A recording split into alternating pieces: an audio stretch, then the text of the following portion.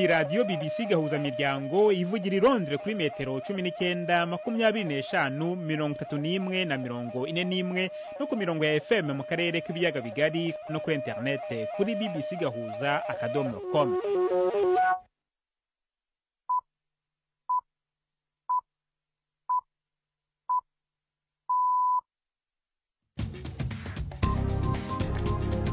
Ubu ni saa 10:30 ku isaha mpuzamahanga ya GMT, ni saa 12:30 ku isaha yo mu Rwanda no mu Burundi. Muri studio muri kumwe na Jacques Niyitegeka. Izi ni ingingo z'ingenzi zigize aya makuru. Nyuma y'ibindi bisasu biremereye n'imirwano muri Gaza, abategetsi bashinzwe ubuzima muri iyo ntara abanyepalestina baravuga ko umubare w'abantu bamaze kwicwa umaze kurenga ibihumbi 9. Mu Rwanda urukiko rwisumbuye rwa Huye rwemeje ko Beatrice Munyenyezi uregwa ibyaha bya jenoside afite uburenganzira bwo kuregera inyandiko mpimbano, avuga ko yagaragaye muri dosiye ye. Mu Rwanda kandi urukiko rwahamije Kayumba Christopher igifungo cy'imyaka 2 isubitse mu gihe cy'umwaka umwe nyuma yo kwemeza ko ahamwe n'ubwinjiracyaha mu cyaha cyo gukoresha undi imibonano mpuzabitsina ku gahato. Tubafitiye n'ikinamico urunana. Muri mwese ikaze muri aya makuru yo kuri uyu wa kane itariki ya 2 z'ukwezi kwa 11.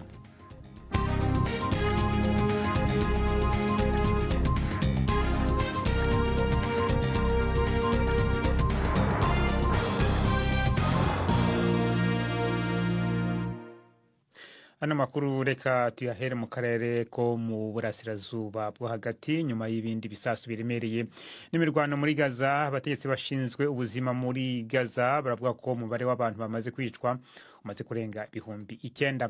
Israeli iravuga ko yishe abarwanyi ba Hamas abarirwa muri 40. Umutwe wa Hamas Ubwongereza bukawufata nk'uwiterabwoba. Iyi mirwano ikurikiye igitero Hamas yagabye muri Israeli ku itariki ya 7 z'ukwezi gushize hakicwa abantu 1400. Hagati aho abandi banyamahanga bateraniye ku mpaka wa Rafa uhuza Gaza na Misiri kugira ngo bahunge intambara iri muri iyo ntara. Nyuma yaho ONU ivugiye ko ejo hahunze abagera kuri 400. Ni inkuru ya Yolande Nel mugezweho na Florentine Kwizera. Ayandi mazina harugwa mu majana y'abafisi ibitabo by'inzira by'abanyamahanga yashizwe ku rutonde rw'abemerewe kuva muri Gaza uyu munsi. Harimo benshi b'abanyamerika n'abongereza. Abategetsi ba Misiri muri kino gihe bavuga yuko bashize abagera ku bihumbi 7 mu bashobora kujabuka mu migwi. Uyu munsi ugira kabiri abanyapalestina bakomeretse baharugwa mu mirongo n'ababagwaje nabo nyene bemerewe kujabuka kwivuriza mu Misiri. Aho ni mu gihe Israeli yakomeje gucucagira ibibombe muri Gaza. Uyu ukaba ari umunsi ugize gatatu ibyo bisasa rutavana ko mu karere ka Jabaliya kari mu buraruko. Hari n'amakuru avuga yuko abaharugwa mu mirongo bapfiriye mu ikambi ya Arburej mu manuko gatoya bw'umuciro. Igisirikare ca Israeli cabwiye abanyapalestina gutambuka ku mvo z'umutekano wabo. Ibimodokari by'imitamenwa vya Israeli n'ingabo z'ico gihugu birasugereje kwinjira hagati na hagati mu mujyi wa Gaza, ariko amasanamu ya video aturuka ku mpande zompi yerekana yuko bitaboroheye kuko abanywanyi ba Hamas basokoroka bava mu myobo canke mu ndake bakarasa amasasu na za misile. Hagati aho inteko nshingamateko muri Bahrain yatangaje ko iki gihugu cyahamagaje ugihagarariye muri Israeli kandi gihagarika umubano mu bijyanye n'ubukungu na Israeli kubera amakimbirane yo mu ntara ya Gaza. Inteko yasohoye itangazo rinenga icyo yise ibikorwa bya Israeli byirengagiza amategeko mpuzamahanga arengera abari mu kaga, kandi risaba ko hafatwa izindi ngamba zo gukingira abaturage b'abasivile. Rivuga ko ambasaderi wa Israeli i Manama yarangije kuva muri icyo gihugu. Ministeri n'amahanga ya Israeli yavuze ko itari yabimenyeshwa na Bahrain. Biramutse byemejwe cyaba ari icyemezo cya mbere ifatiwe n'inshuti zayo zo mu kigobe cy'Abarabu. Ministre w'abanyamahanga wa Leta Zunze Ubumwe za Amerika Anthony Blinken yahaye gasopo umutwe witwara gisirikare wo muri Sudani kubera ibyo Washington ibona nk'ibimenyetso by'igitero simusiga uri hafi kugaba mu murwa mukuru w'intara ya Darfur ya ruguru aho ibihumbi by'abantu bahunze imirwano. Mu itangazo bwana Blinken yavuze ko Amerika ihangayikishijwe cyane n'amakuru y'igitero cy'uyu mutwe wa Rapid Support Forces RSF ahitwa El Fasher gishobora gushyira ubuzima bw'abaturage b'abasivile mu kaga gakomeye. imirwano yadutse mu kwezi kwa kane hagati y'igisirikare cya leta n'umutwe wa RSF mu murwa mukuru Khartoum no mu karere ka Darfur gasanzwe gafite ibibazo by'umutekano, aho abasesenguzi bavuga ko aya makimbirane asigaye yarafashe isura y'amoko.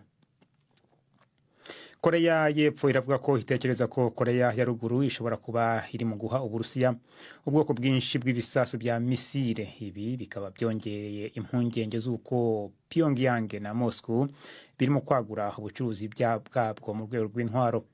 Ibitangazamakuru byo muri Korea y'Epfo biravuga ko byabonye amakuru avuga ko umugabo w'ingabo byahawe amakuru n'umugabo w'ingabo avuga ko Korea ya Ruguru ishobora kuba iri mu guha Uburusiya ibisasu bya rutura byo mu bwoko bwa misile birasa hafi ndetse n'ibibunda birasa za rokete hamwe n'intwaro zihanura indege.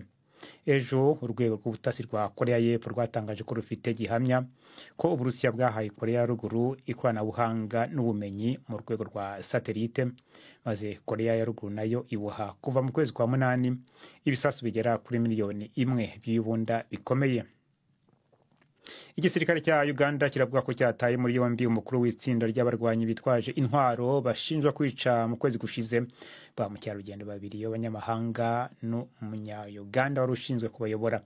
Igisirikare cya Uganda kivuga ko umukuru w'iryo tsinda ngo witwa Njovu ari we wenyine warokotse igitero ingabo za Uganda zagabye mu ijoro ku nyeshyamba zo mu mutwe wa Allied Democratic Forces ADF. Igisirikare kandi kivuga ko abandi barwanyi 6 bo muri iryo tsinda nabo bishwe barashwe. Abagabo bitwaje imbunda baguye gitumbo David na Celia Barrow n'uwari ushinzwe kubayobora umunya-Uganda muri parike y'igihugu yitiriwe umwamikazi Elizabeth iri hafi y'umupaka wa Repubulika ya Demokarasi ya Kongo. Mukomeje kumva BBC Gahuzamiryango, madukurikira kandi kuri Kisoro FM mu majyepfo ya Uganda. Abari mu Rwanda no mu Burundi murakurikira ano makuru ku mirongo migufi ya shortwaves.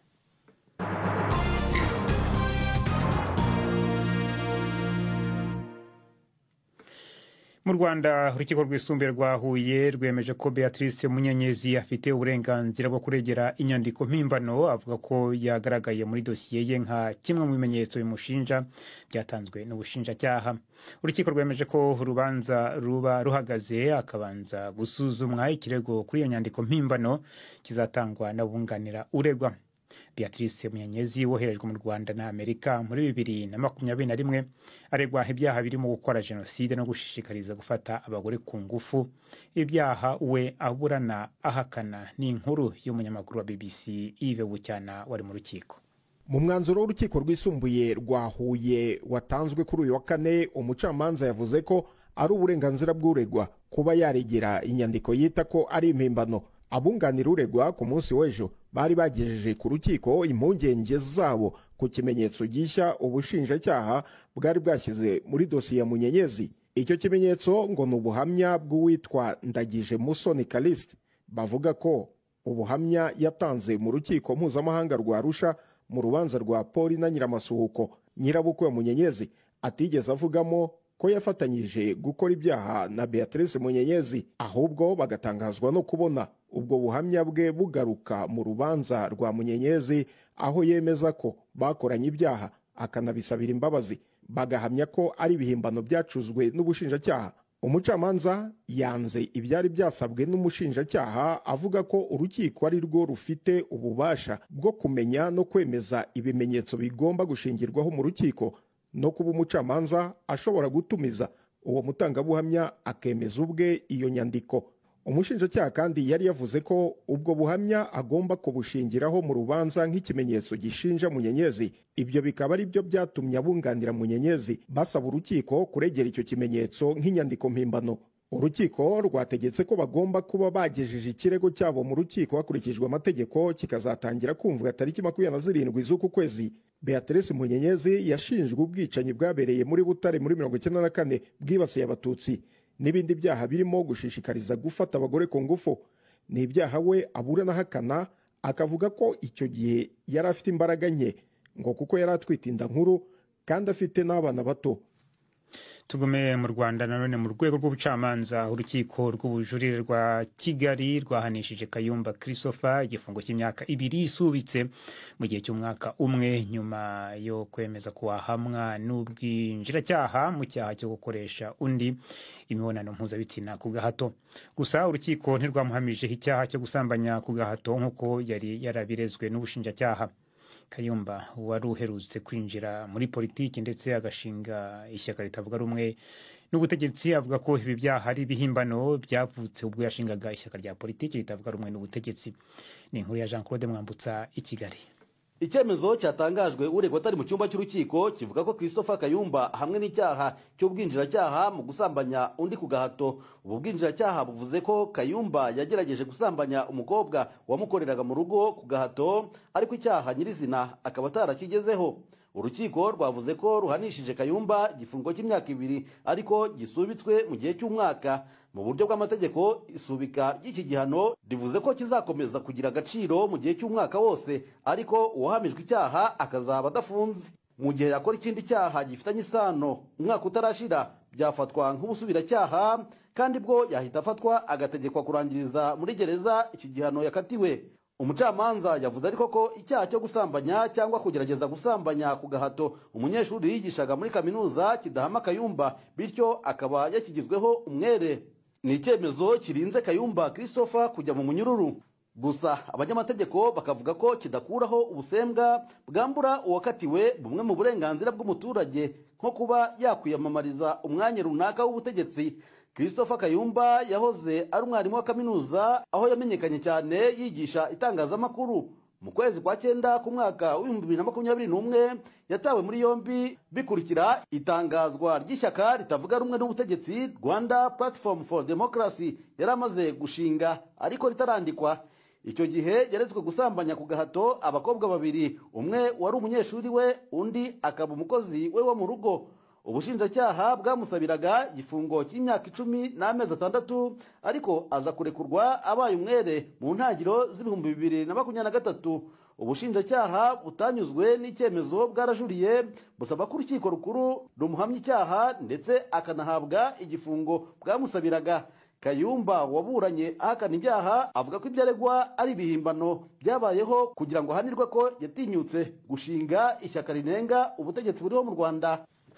Ibihugu birimo Ubwongereza, Canada, Ubuyapani na Australia byasabye ko habaho ihagarikwa ry'imirwano mu turere twa Oromia na Amhara muri Ethiopia mu gihe hashize umwaka wuzuye hasinywe amasezerano y'amahoro yatumye imbunda zishicika mu karere ka Tigray. Itangazo ryashyizwe ahagaragara na ambasade z'ibihugu 10 rishima intambwe yatewe mu guhagarika itemba ry'amaraso muri Tigray, ariko ryongeraho ko urugomo rukomeje kuvugwa mu ntara za Oromia na Amhara nini kurusha izindi muri Ethiopia ruteye impungenge. Imirwano yadutse muri Amhara mu ntangiriro z'umwaka nyuma yaho umubano uzambiye hagati ya leta iyoboye igihugu cyose n'imitwe yitwaje intwaro muri icyo gihugu. BBC Gahuzamiryango unoneho n'umwanya w'ikinamico urunana.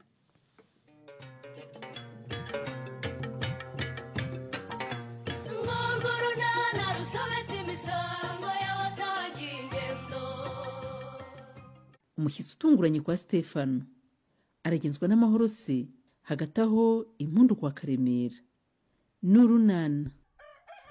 Ni karibu se? Ni karibu rwose. Ariko se nta mahoro Udensia?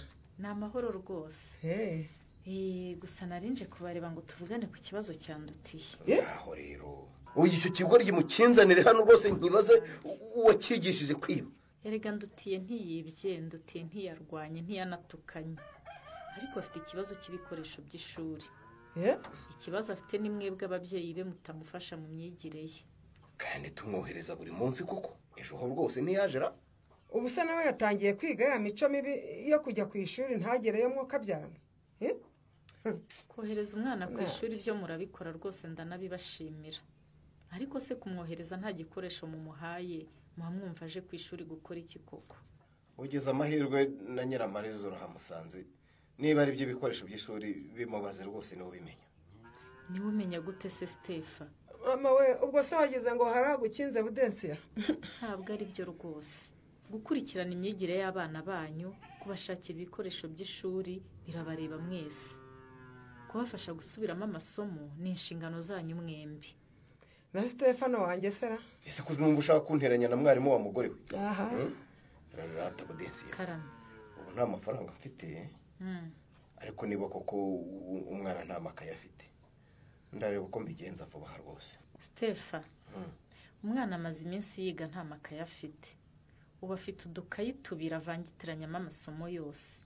Nababwira ntimukora imyitozo akabura aho yandika. Mva atari ikibazo. Niba ari uko bimeze noneho ngiye gushyiraho umwete nk'ejo cyangwa ejo bundi nzayamugurira.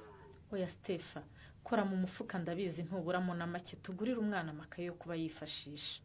Butensiyo nawe rwose ntiworoshye pe. wayamuhaye ariko uzi kukubiza umuntu akabura n'aho ahera ahakana koko. Erega kwiga neza k'umwana wawe nawe bigufitiye akamaro Stefa.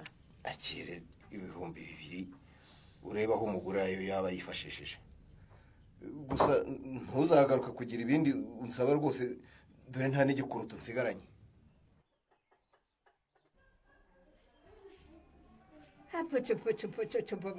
Bapashuri yanjye we bagatsihogo we bese wamenya ko ndi nagakuru akasare bare we. uzi ko koko wagira ngo yakumenye nyirabazu nta kumumenya gusa uyu nguyu arabona.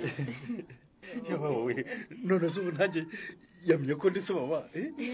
yakumenye da uretse urebe ko ejo bundi natangira kuvuga atari wowe wazaheraho ngo pa.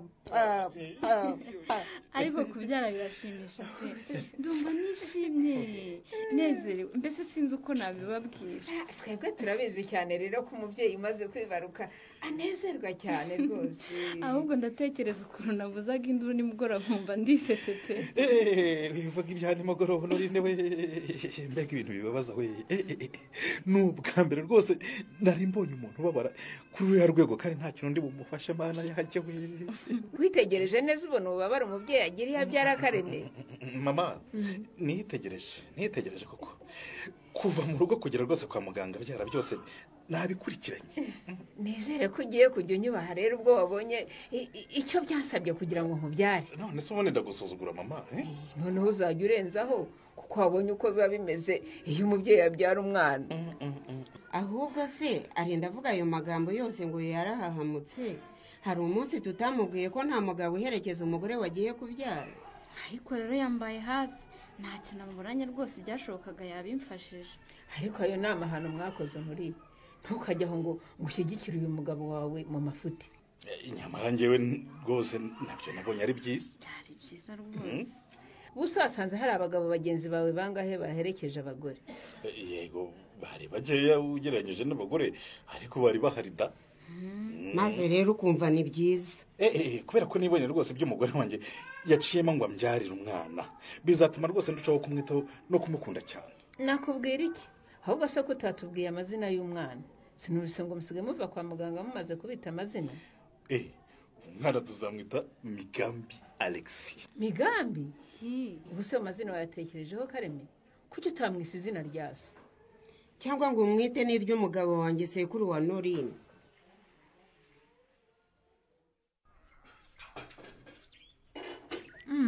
Watetse neza Leya.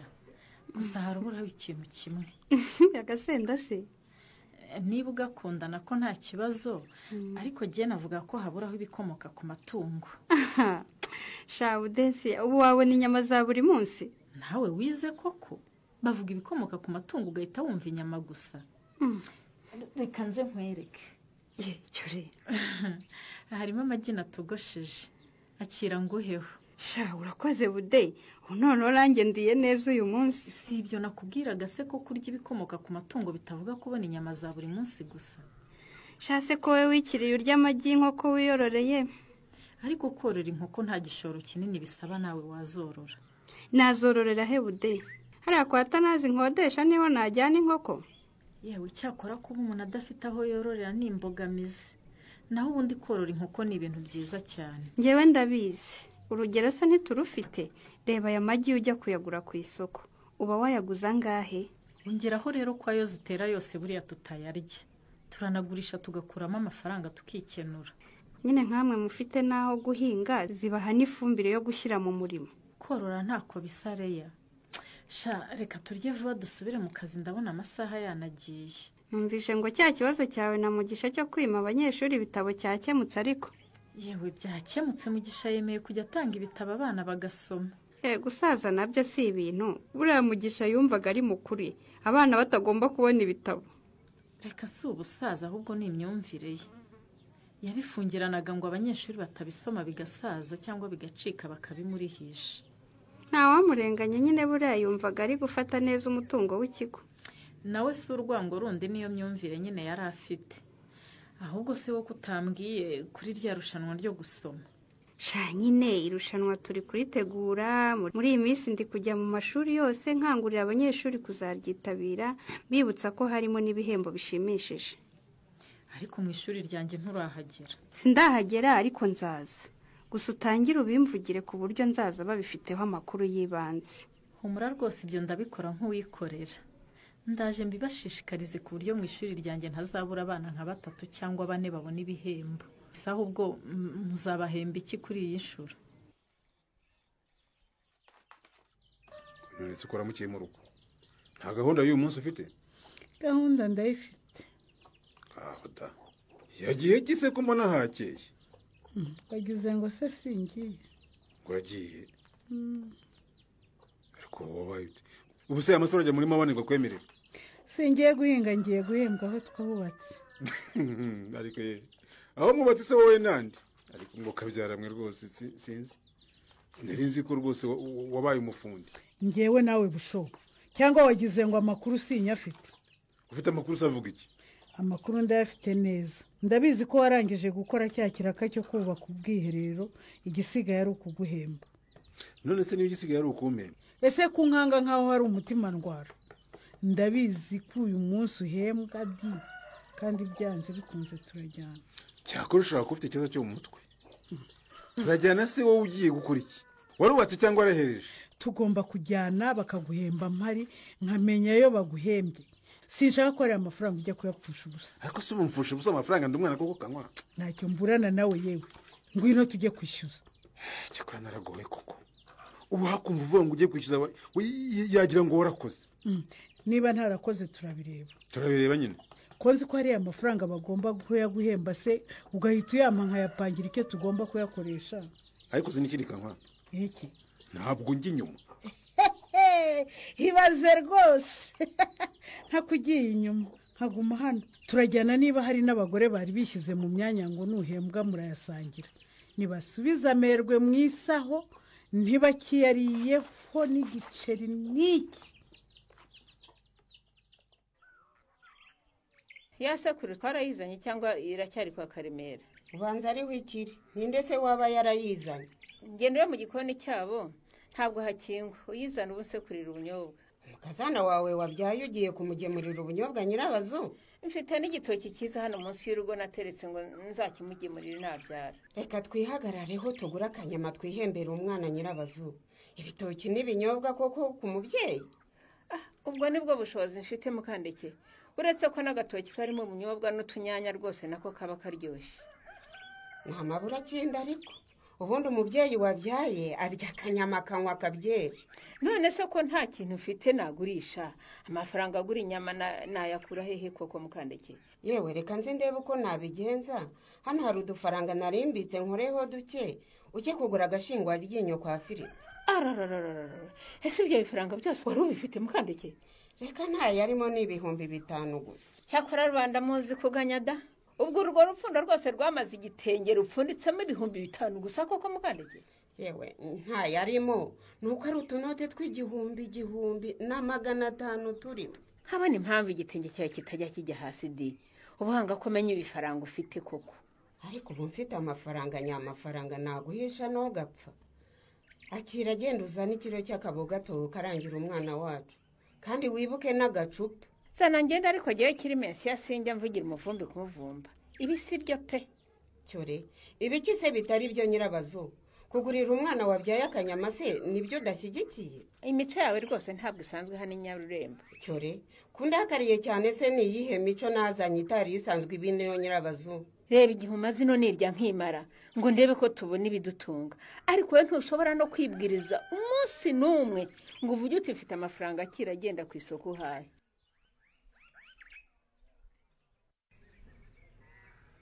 dore Kankwa ko wikanze subaye hano urakora iki? hasi si ku kagari hari abemerewe kuhaza n'abatabyemerewe.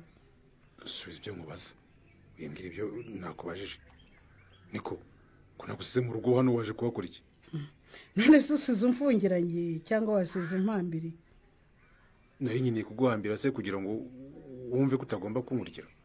nagukurikiye rero zana ayo mafaranga baguhembye tuyapangire. washize utahiriwe nta mafaranga mfite. ego ko nyagasani ntushake kumbindikiranya busho cyangwa umbwire njye mu biro nibarize gitifu. umubaza se iki? mubaze niba bataguhembye nk'uko umbwira. none se nkubwiye ko batampembye ko nkubwiye ko nta mafaranga mfite? none se ayo baguhembye aka kanya uhise uyashyira hehe? hari ahandi se ugiye ntusohotse mu biro usanga ku muryango? cyakora mana yanjye nawe ujya unyobera koko, bampaye sheke yewe ngiye kuyibikuza. ariko ye busho tansiyo ndakubujije, iyo sheke ntabwo wahita uyibikuza aka kanya jamu. ariko se ndabuzwa n'iki se? ndabuzwa n'iki kuyibikuza ko ari iyangera? ego ko ngomba kubanza nkamenya amafaranga baguhembye ayo ariyo. wayambaje se nyakubwira? ariko yewe ubwenge bwari bwiza iyo butamenywa na bose. ubwo rero nkubaze umbwire duke kugira ngo ubone ayo ujyana mu bagore bawe. ariko none se niba utabyemera urabigenza gute? ugiye kwiga noneho nzabikuza ari uko warangije ra? ntushake kunyurira ko ntize busho. niba ntarize abana banjye Kerere na Obama barize, zana iyo sheke nyibashyire babanze bayisome bambwira yo wahembwe. gira vuba mpereza. cyakora ufite ikibazo mu mutwe Kankwa, ntabwo ari gusa ugomba kujya kwa muganga. ibyo ni ibyo wigira urayimpaye, ntabwo wayibikuza ntaramenya yo baguhembye jame. Kankwa nzi rero iyi sheke ni iyanjye si yawe, urabyumva? ibaze rwose. uramutse wongeye kuyitabura nk'uko watabuye ubushize ntabwo wanyira. izi mpaka zirakemuka zite? ubundi se urwikekwe rwa Kankwanzi rutewe n'iki? naho mu kiganiro urunana cy'ubutaha. ikinamico urunana mwitegurirwa n'umuryango Urunana Development Communication, mukayikurikira kuri radiyo BBC kuwa 2 no kuwa 4 saa 12:45 z'umugoroba. ikinamico urunana kandi mwayikurikira kuri YouTube. kuyigeraho andika ijambo ikinamico urunana official maze utange n'ibitekerezo. uramutse ufite ikibazo cyangwa igitekerezo kandi wifuza kutugezaho, watwohereza ubutumwa bugufi bwanditse kuri telefoni igendanwa 0783181064. mushobora kandi kunyuza ubutumwa kuri paji yacu ya Facebook. kwigeraho no kwandika ijambo urunana. tubibutse ko tubagezaho ikiganiro gikuyemo ibice by'urunana twumvise mu cyumweru. icyo kiganiro tukibagezaho ku cyumweru saa 9:30 za mu gitondo na saa 11 z'umugoroba kuri BBC. dusubikiye ikiganiro urunana cy'uyu munsi naho ubutaha.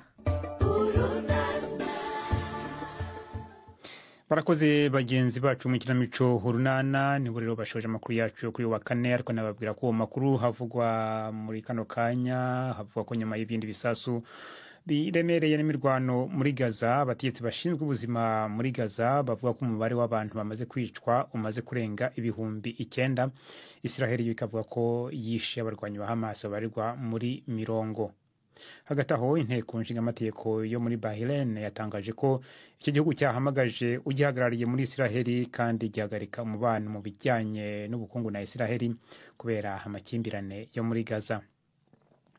Minisitiri w'abanyamahanga wa Leta Zunze Ubumwe za Amerika Anthony Blinken yahaye gasopo umutwe witwara gisirikare muri Sudani kubera icyo Washington ibona nk'ibimenyetso by'igitero simusiga uri hafi kugaba mu mujyi mukuru w'intara ya Darfur ya ruguru, aho ibihumbi by'abantu bahunze imirwano. Korea y'Epfo iravuga ko itekereza ko Korea ya ruguru ishobora kuba iri mu guha Uburusiya ubwoko bwinshi bw'ibisasu bya misile. Ibi bikaba byongeye impungenge z'uko Pyongyang na Moscow birimo kwagura ubucuruzi bwabyo mu rwego rw'intwaro. Igisirikare cya Uganda kiravuga ko cyataye muri yombi umukuru w'itsinda ry'abarwanyi bitwaje intwaro bashinjwa kwica mu kwezi gushize ba mukerarugendo babiri n'abanyamahanga n'umunya Uganda wari ushinzwe kubarindira umutekano abayoboye. Ano makuru yarahagarariwe na Nina Iradukunda, ku buhanga bw'ibyuma hari Ricardo. Mwakoze kwitamo BBC Gahuzamiryango.